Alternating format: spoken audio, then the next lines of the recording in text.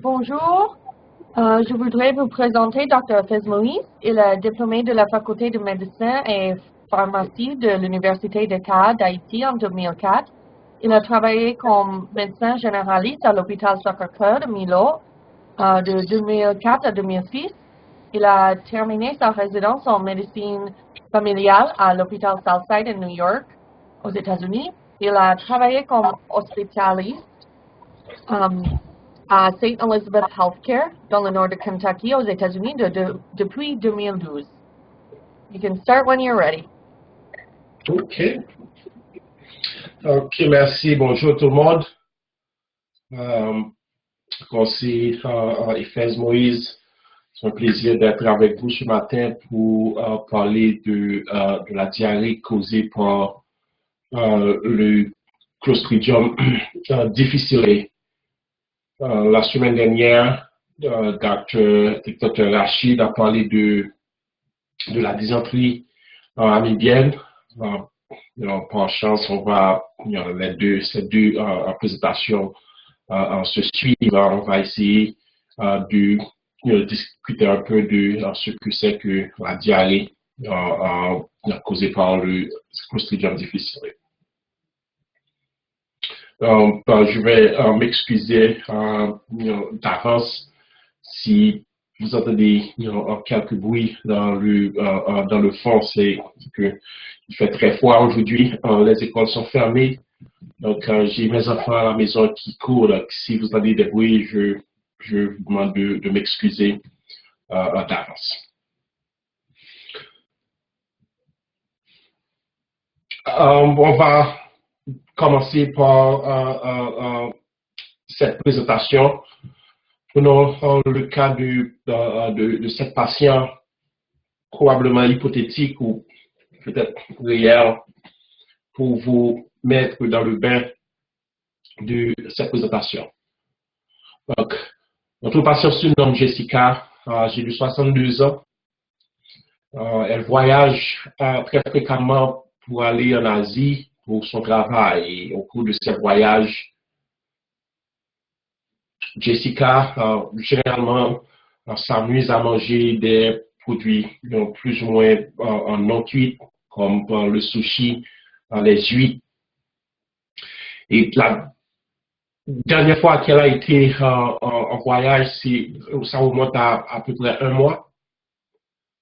Elle n'a pas d'antécédents médicaux, sauf qu'elle souffre d'infections urinaires à répétition. En fait, tout récemment, son médecin lui a prescrit du ciprofloxacine pour un épisode d'infection urinaire.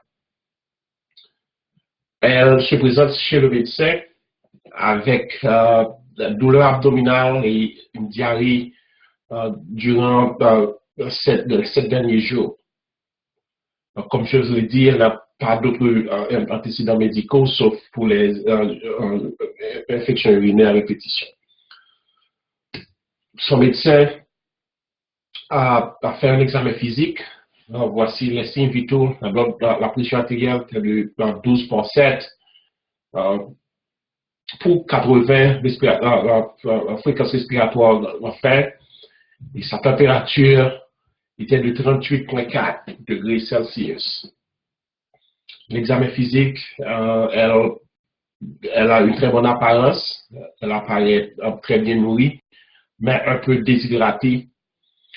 Pas un peu de distress, mais en général, l'examen physique est normal.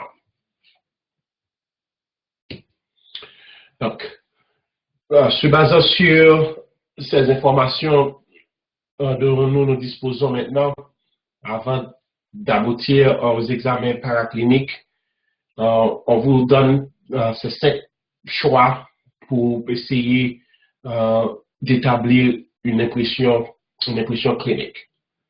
Petit A, la diarrhée du voyageur. Est-ce que c'est la diarrhée du voyageur? Petit B, est-ce que c'est une gastroentérite virale? Petit C, est-ce que c'est possible que ce soit l'infection au Clostridium difficile? petit D, c'est la diverticulite. Petit E, que c'est l'infection au vibrio parahémolytique. Donc, je ne sais pas ce que vous pensez de cette possibilité, mais si vous n'êtes pas reçu comme moi, je suis sûr que vous allez choisir la réponse C parce que c'est bien évidemment le sujet de notre discussion ce matin. La réponse C, c'est la réponse la plus probable parce que en se basant sur dans l'histoire de la diarrhée, la durée de la diarrhée associée avec la fièvre et très important, l'histoire de prise d'antibiotiques dans les jours et semaines qui viennent de s'écouler. Donc ça nous ramène un peu plus proche de cette possibilité choix de diarrhée à Clostridium difficile. Diarrhée du voyageur, c'est pas tellement probable parce que on a dit que sa diarrhée a duré au moins 7 jours. Généralement, diarrhée du voyageur, c'est un peu plus court. Et la dernière fois qu'elle a été en Asie, en voyage, c'est à peu près 2 mois. Donc, on peut, se basant sur ces informations, on peut éliminer cette possibilité de diarrhée du voyageur. Tout comme la gastroentérite virale, généralement, gastroentérite virale, on va avoir des signes digestifs, des vomissements et de la diarrhée qui durent 1 à 2, peut-être 3 jours, mais généralement, ça ne va pas s'étendre au-delà de 2 à 3 jours. Diverticulite, c'est aussi une possibilité, mais il n'y en a pas d'antécédent et la douleur abdominale dont elle se plaignait est plutôt très léger. Et le même est vrai pour la diarrhée au vibrio parahémolytique, parce que même si ça peut causer des fièvres, mais généralement la durée des symptômes dont Jessica avait 7 jours, ça va à l'encontre de cette possibilité. Donc le choix le plus probable dans cette circonstance, c'est la diarrhée au Clostridium difficile. Le Clostridium difficile, maintenant ça a un nouveau nom, c'est une bactérie gram-positive qui généralement a une forme de spore sporulé et c'est un anaérobe obligatoire et qui produit une toxine. Donc, gram-positif, bactérie gram-positive, sporulé et producteur de toxine. Et c'est un anaérobe obligatoire.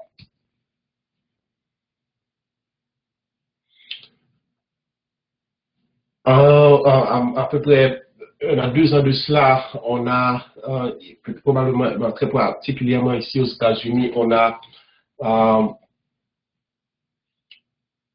apparu avec une définition, on a mis à jour la définition de l'infection au Clostridium difficile pour le contexte de cette présentation, pour faciliter la CIDEF. C'est un petit peu plus facile parce que ça va nous donner quelques secondes en plus au lieu de dire Clostridium difficile à chaque fois. Donc, on va parler de CIDEF. En 2017, il y a une société de maladies infectieuses ici aux États-Unis qui a, en quelque sorte, redéfini ce que c'est que le diarrhée au CIDEF. On a dit que c'est la présence d'une diarrhée, soit la diarrhée ou si le patient a évidence de mégacolon ou un ileus qui est assez sévère. Soit la diarrhée, soit le mégacolon par des imageries, ou si le malade a un ileus qui est sévère, Et ça s'associe généralement soit à un test qui est positif, examen des selles qui est positif pour le bactérie, pour le CIDEF, ou encore s'il y a évidence de pseudomembrane, soit colonoscopie ou à l'examen anatomopathologique. Donc, se basant sur cette définition de 2017, on a peut-être au moins deux de ces trois composantes, soit la diarrhée, la composante diarrhée mégacolon ou iléus sévère associée soit à un test biologique qui est positif ou à la présence de pseudomembrane à la colonoscopie ou présence de pseudomembrane à l'examen histopathologique.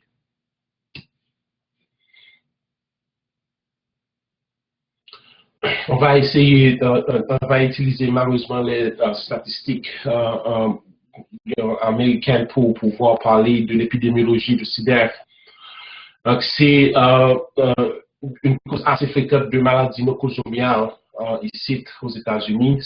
Ça représente près de 15% des infections nosocomiales, c'est-à-dire des infections que l'on contracte à l'hôpital. Donc, le CIDEF, ça représente à peu près 15% et c'est tellement un problème que généralement, c'est juste aussi aux États-Unis, les hôpitaux, ils sont pénalisés soit du point de vue administratif ou économique, quand des patients développent cette infection à l'hôpital. D'après le CDC, en 2011, il y avait près d'un demi-million de cas de diarrhée causée par le CIDEF. Et pire, après 30 000 de ces patients meurent entre le premier et le 30e jour après le diagnostic de cette infection. C'est pour vous dire que même si c'est une diarrhée, ça a un taux de mortalité qui peut être assez important. Et généralement, et jusqu'à présent, comme je l'ai dit, c'est le diarrhée au CIDEF a la plus forte incidence de maladies nosocomiales, environ 147 malades pour chaque 100 000 d'après les statistiques américaines. On va parler un peu de la transmission, comment ça se transmet. L'infection au CIDEF, ça se transmet par voie féco-orale. Comme je l'ai dit tantôt, ces bactéries à une forme sporulée, le spore, et ces spores peuvent survivre pendant une période de temps assez prolongée en dehors du milieu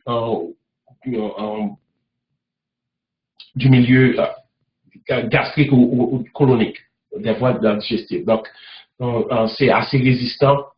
Donc, ça entraîne la possibilité pour cette infection de se transmettre assez facilement.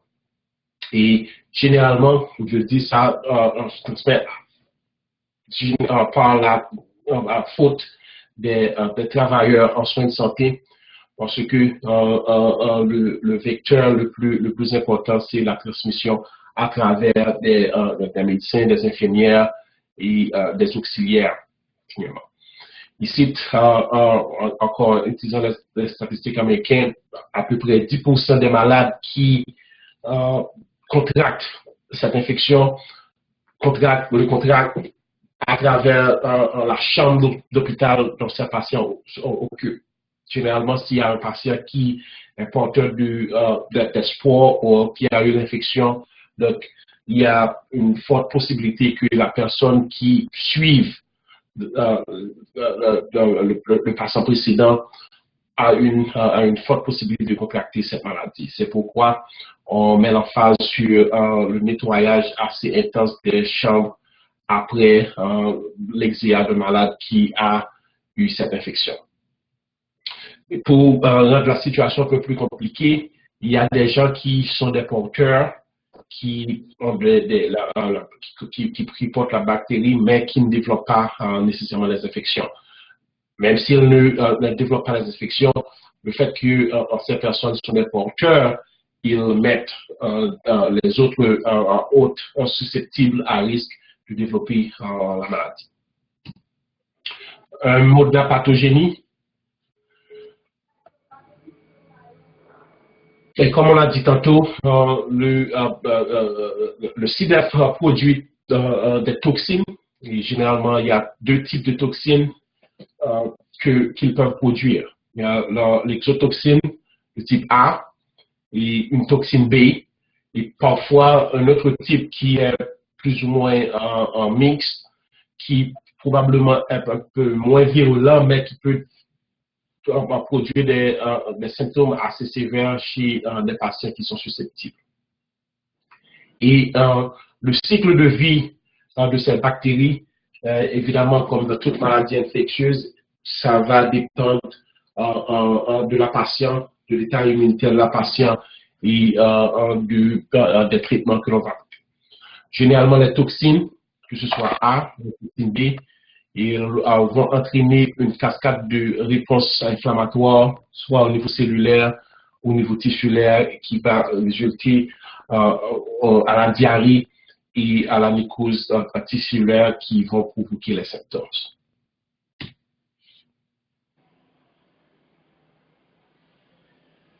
Les facteurs de risque, généralement, ça affecte les patients plus ou moins âgés. Les femmes sont beaucoup plus à risque que les hommes pour une raison ou une autre. Et généralement, les caucasiens sont beaucoup plus affectés que les personnes d'autres races. Autre risque facteur, il y a l'hospitalisation. Parfois, plus on est dans l'hôpital, plus on est à risque de développer cette infection. Bien entendu, les états comorbides, comme les patients qui ont l'insuffisance cardiaque, les maladies obstructives, pulmonaires obstructives, le diabète, les insuffisances rénales, les personnes qui sont sous chimiothérapie, les patients qui sont infectés au VIH sont aussi à risque de développer l'infection à SDF. Ce sont des risques facteurs, des fois, qu'on ne peut pas modifier, mais parmi tous les autres risques facteurs, le risque facteur le plus significant pour développer cette infection, c'est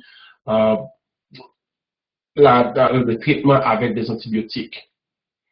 Donc, généralement, ce sont les patients qui développent, à part du fait qu'ils peuvent contracter cette infection à l'hôpital, mais l'utilisation des antibiotiques dans les 3 mois qui précèdent les symptômes est un facteur assez important dans le développement de cette infection. On dit que la diarrhée peut se développer jusqu'à 3 mois après la prise des antibiotiques, même si on voit ça beaucoup plus souvent dans les 2, 3, 4 semaines qui précèdent le début des symptômes. Donc, généralement, si un malade se présente avec la diarrhée, douleur abdominale, la fièvre, et ce patient a été exposé à des antibiotiques au cours des semaines ou peut-être jusqu'à 1 mois, il faut avoir une index de suspicion assez élevée en ce qui concerne le CIDEF. Donc, on dit généralement que tous les antibiotiques peuvent entraîner l'infection au CIDEF, mais il y a des antibiotiques qui sont beaucoup plus aptes à causer ce problème. Et si vous regardez ce tableau en allant de votre droite à votre gauche, ce sont les antibiotiques qui sont le plus couramment impliqués dans le développement de cette infection. Dans la colonne de droite, de votre droite, on a la pénicilline, l'amoxicilline, les carbapénèmes, les céphalosporines de 3e et 4e génération, clindamycine et les fluoroquinolones, ce sont des antibiotiques les plus couramment impliqués dans le développement de ces infections. Et au milieu, on a des antibiotiques qui peuvent aussi causer le CIDEF, l'infection à CIDEF, mais un peu moins que la colonne de droite. Et si vous allez un peu plus vers la gauche, on a les aminoglycosides, le métronidazole, le faximine, le tétracycline. Ce sont des antibiotiques qui peuvent, mais aussi causer l'infection, mais à une fréquence beaucoup moins que les autres colonnes. Comment établir le diagnostic de cette infection? C'est encore comme toute maladie, c'est la présentation clinique qui va nous dire, et un peu plus tard, on va voir quels patients qui sont à risque, les patients qui l'on doit tester. Mais pour établir le diagnostic, c'est surtout la présentation clinique et les examens de laboratoire. Examen de laboratoire, il n'y a pas un seul test qui va nous donner le résultat dont nous cherchons, mais on peut aller par palier en utilisant un algorithme qui va vous permettre d'établir ce diagnostic. Généralement, lorsqu'il y a suspicion, on va essayer d'obtenir un test de dépistage. Et si ce test de dépistage est positif, on va essayer de tester pour voir si un patient a une souche qui produit des toxines. Parce qu'il est assez important pour déterminer si le souche que vous traitez, si c'est un souche qui produit des toxines, parce que généralement, à cause de l'état asymptomatique de certains patients, on peut avoir une diarrhée et avoir un test de dépistage qui est positif, mais ça n'explique nécessairement pas une infection ou un Clostridium difficile. Donc, c'est pourquoi il est important au cours des examens des selles, il faut détecter les souches qui produisent les toxines, parce que ce sont ces souches qui vont créer des problèmes.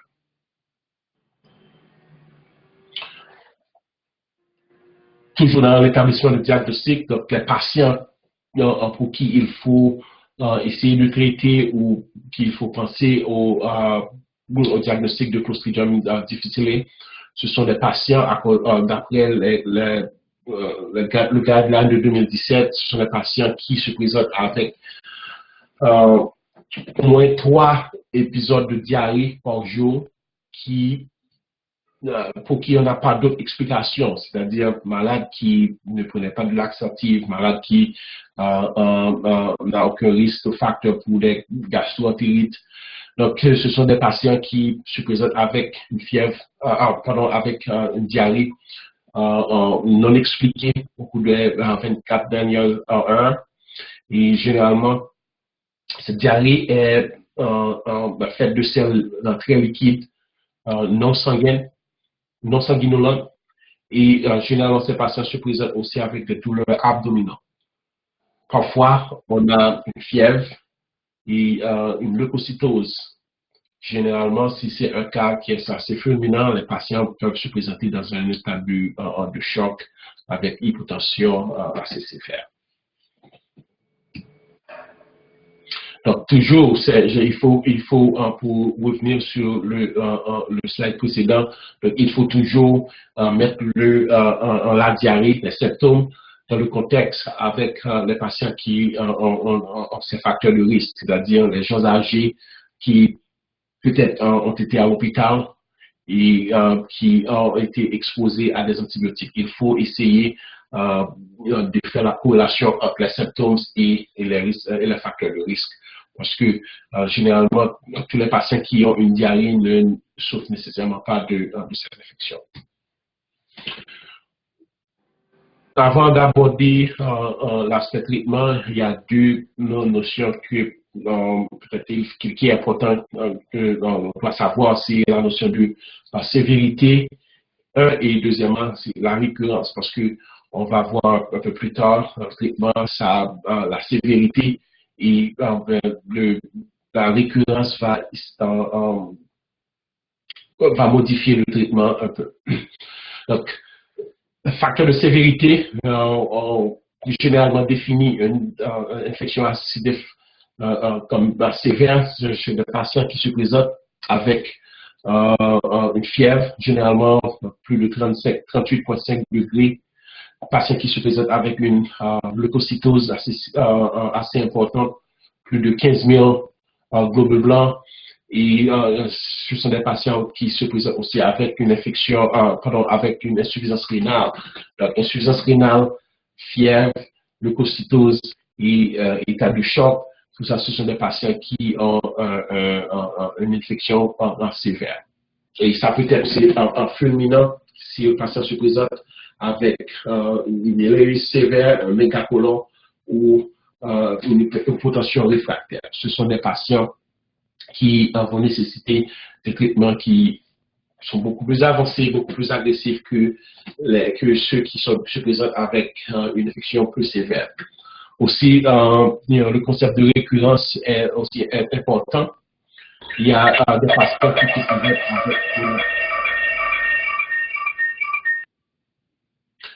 si c'est un seul épisode de CIDEF, et le traitement va être différent si on a affaire à une récurrence.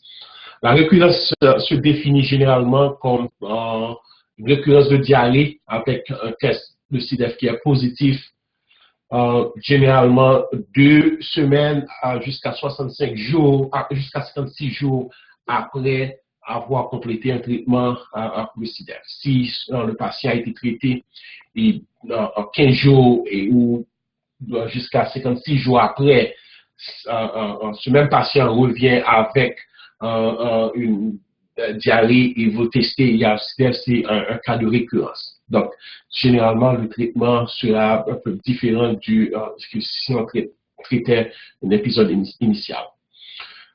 Malheureusement, le CIDEF a un taux de récurrence qui est assez élevé, à peu près 20 à 30% de patients qui répondent très bien au traitement initial vont avoir une rechute de leurs infections au cours de cette période de temps. Donc, ça va être important que l'on prenne une histoire assez détaillée pour pouvoir établir un traitement qui est efficace.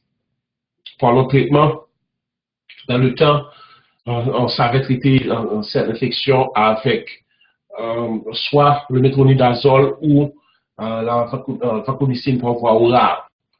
Mais au cours de cette mise à jour en 2017, on a introduit d'autres médicaments dont on utilise pour traiter cette infection. Et le changement majeur qui était apporté au plan de traitement dans le passé, c'est que le métronidazole, qui était considéré comme un des médicaments de choix, ne fait plus partie des recommandations. Donc, comme je le disais, dans le temps, ça avait traité avec soit le métronidazole ou la vancomycine par voie orale, mais maintenant, c'est un petit peu différent. Le principe général du traitement, c'est qu'il faut penser à arrêter, à discontinuer tous les médicaments qui peuvent être la cause de l'infection, c'est-à-dire si le patient prend des antibiotiques et développe cette infection, il faut, si possible, arrêter l'antibiotique et initier le traitement. Donc, un tableau nous donne une idée de la prise en charge globale de l'infection. C'est si le diagnostic est établi, il faut penser à arrêter, comme je le disais, à arrêter tous les médicaments qui sont suspects de causer l'infection. Et il faut bien entendu, si possible, confirmer la présence du CIDEF dans les selles et traiter avec des antibiotiques. Généralement, un traitement empirique est peu recommandé, sauf s'il y a une forte index de suspicion ou si le patient a un cas de fulminant, c'est-à-dire mégacolon, ou le patient est en choc, ou le patient a une hélice qui est assez sévère, Ou bien, un troisième cas où on peut faire un traitement empirique, c'est que si le test va prendre beaucoup de temps, pour le 48 heures pour avoir les résultats et l'index de suspicion est élevé, on peut essayer de traiter ces patients empiriquement. Mais en dehors de ces cas, c'est très peu recommandé.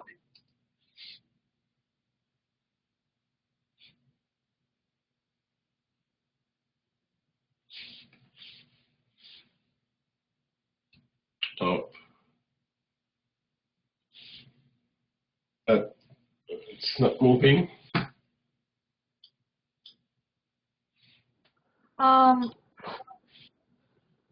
You could try to, is it not moving in your PowerPoint?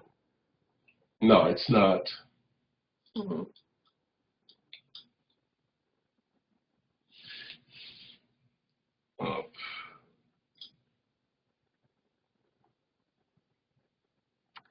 Maybe now it is.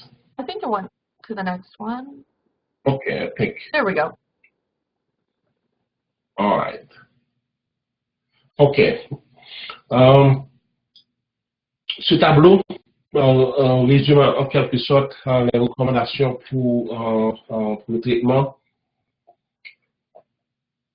Que ce soit, on a affaire à un épisode initial ou à la récurrence, soit c'est un cas de diarrhée mineur ou assez fulminant. Donc, ce tableau résume le traitement. S'il y a un cas initial qui n'est pas sévère, généralement, c'est-à-dire il n'y a pas de leucocytose ou il n'y a pas de leucocytose majeure ou pas d'insuffisance rénale. Le traitement général, c'est le vancomycine par voie orale, 125 mg 4 fois par jour pendant 10 jours.